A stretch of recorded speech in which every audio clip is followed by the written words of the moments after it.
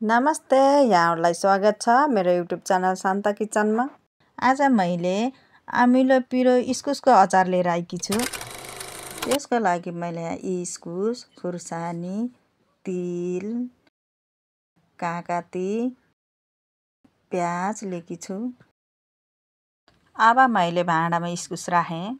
इस्कुस राखिसकेपछि पानी राखेर ढाकेँ। ग्यास बालेर इस्कुस बसालेँ।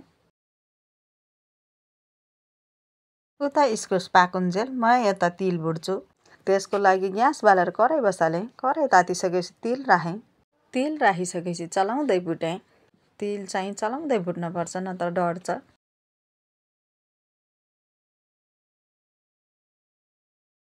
तिल रातो भइसकेको छ। अब म निकाल्छु। यहाँ इस्कुस नि उम्लिसकेको छ। अब पाकेछ कि छैन भनेर पनियोले चेक गर्छु। इस्कुस नि पाकिसकेको छ। ग्यास बन्द गरेर भाँडामा निकालेर राख्छु।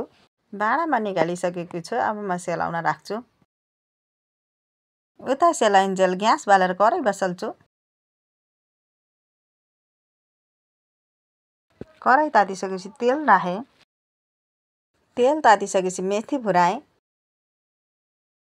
मेथी फुरिसकेपछि ग्यास बन्द गरेर बेसार राखेँ।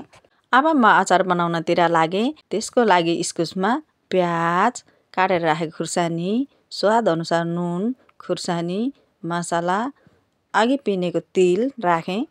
तिल राखिसकेपछि अघि तताएर राखेको तेलले झानेँ। तेल राखिसकेपछि कागती राखेँ।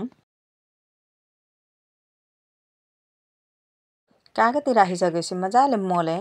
मसला चाहिँ नलाग्ने बेलासम्म मजाले मोल्नुपर्छ।